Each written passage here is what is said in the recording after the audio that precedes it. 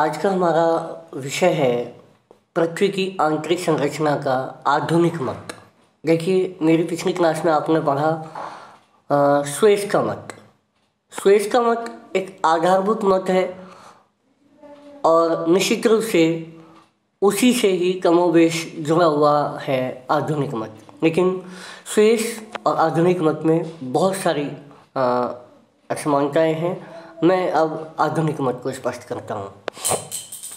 आधुनिक मत के अनुसार, जैसा कि आप स्क्रीन पर बने हुए डायग्राम में आप देख सकते हैं कि मैं जूम करके आपको बताता हूँ कि 3 तरह की पेटियाँ हैं: क्रस्ट, मेंटल और कोर। क्रस्ट को भी यहाँ 2 भागों में बांटा गया है, अपर क्रस्ट और लोअर क्रस्ट। फिर मेंटल में अपर मेंटल और लोअर मेंटल, और कोर में आउटर कोर और इनर कोर। इस तरीके से इन्होंने 6 पेटियाँ बना दी।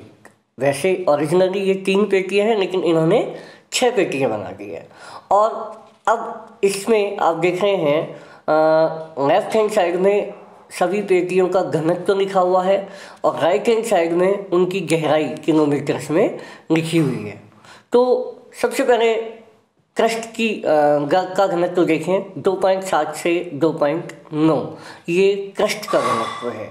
यानी कि 2.7 से 2.9 ग्राम प्रति घन सेंटीमीटर यहाँ की जो पदार्थ है उसका भार है। फिर अपर मेंटल तक घनत्व है 4.3 से 5.5 ग्राम प्रति घन सेंटीमीटर। लेकिन लोअर मेंटल में जाकर के घनत्व और बढ़ गया और अब ये अधिकतम होकर के 10 ये मेंटल का है। लेकिन जब आउटर कोर की बात करते हैं तो 10 ग्राम प्रति घन सेंटीमीटर है। लेकिन इनर कोर में बिल्कुल इनर पॉइंट पे जाकर के ये हो जाता है 12.3 से 13.3 ग्राम प्रति घन सेंटीमीटर। इस प्रकार ये है ग्राम प्रति घन सेंटीमीटर पृथ्वी का घनत्व, जो ऊंचाई के साथ गहराई के साथ साथ बढ़ता जाता है। यद्यपि पृथ्वी का औसत घनत्व 5.52 ग्राम प्रति घन सेंटीमीटर है। अब हम बात करते हैं इसके बाद गहराई की। अपर क्रस्ट की गहराई 30 किलोमीटर, लोअर क्रस्ट की गहराई 60 किलोमीटर मानी गई है। यानी कि कुल मिलाकर के क्रस्ट की गहराई 60 किलोमीटर मानी गई है। और इसके बाद अपर मेंटल की गहराई 660 किलोमीटर है, लोअर मेंटल की गहराई 2900 किलोमीटर है। यानी कि हम ओवरऑल बात करें तो क्रस्ट की गहराई 60 किलोमीटर और मेंटल की गहराई 2900 किलोमीटर हो गई।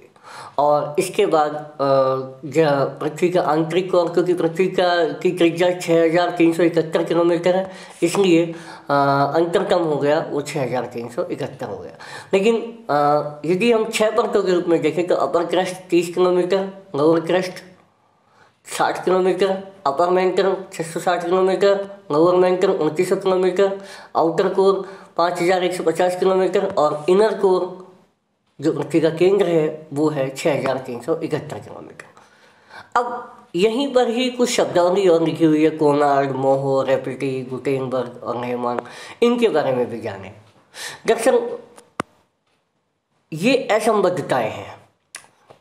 जब एक पेटी से दूसरी पेटी में जाते हैं तो दोनों पेटियों में, क्योंकि अलग अलग प्रकार का मटेरियल है, अलग अलग घनत्व है, अलग अलग प्रकार के तत्व पाए जाते हैं, तो उनके बीच का एक संक्रमण क्षेत्र है, एक असंबद्धता का क्षेत्र है जो दोनों पेटियों को अलग करता है।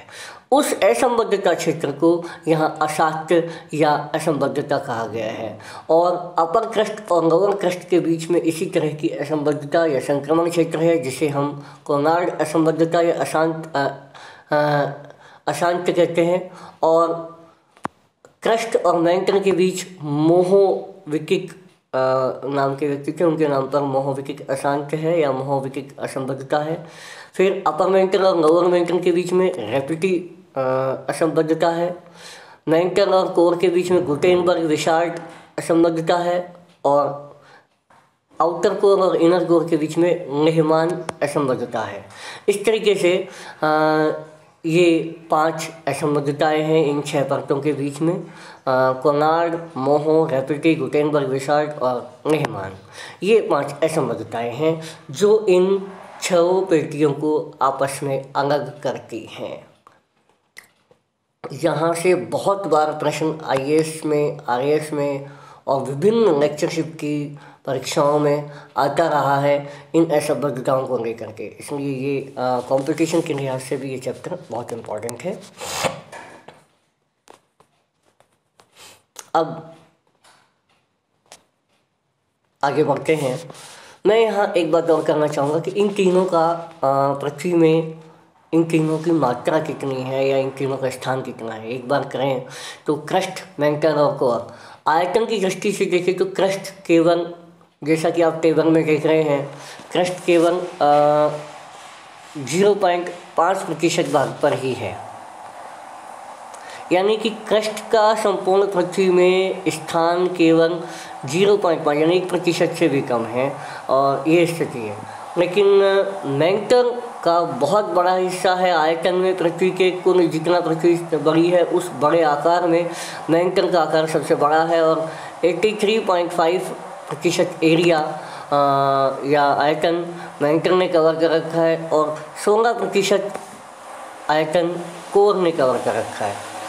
यदि हम भार की बात करें तो क्योंकि जैसे आप जानते हैं कि क्रस्ट हल्के तत्वों से निर्मित है, मैंटल तुलनात्मक रूप से भारी तत्वों से निर्मित है और कोर और भी अधिक भारी तत्वों से निर्मित है, इसलिए कोर 16% होते हुए भी भार 32% रखती है पृथ्वी का, क्योंकि ये भारी तत्व से, निकिल, फेरस जैसे भारी तत्व यहाँ मौजूद है और मैंटल उससे हल्की है, इसलिए ये 83.5 की जगह 67.8% भाग को कवर करती है। क्रस्ट और भी कम है, ये 0.5 थी और अब ये 0.2 है, क्योंकि ये एल्यूमिनियम और सिलिका जैसे हल्के तत्वों से बनी हुई है। तो आज इतना ही, धन्यवाद।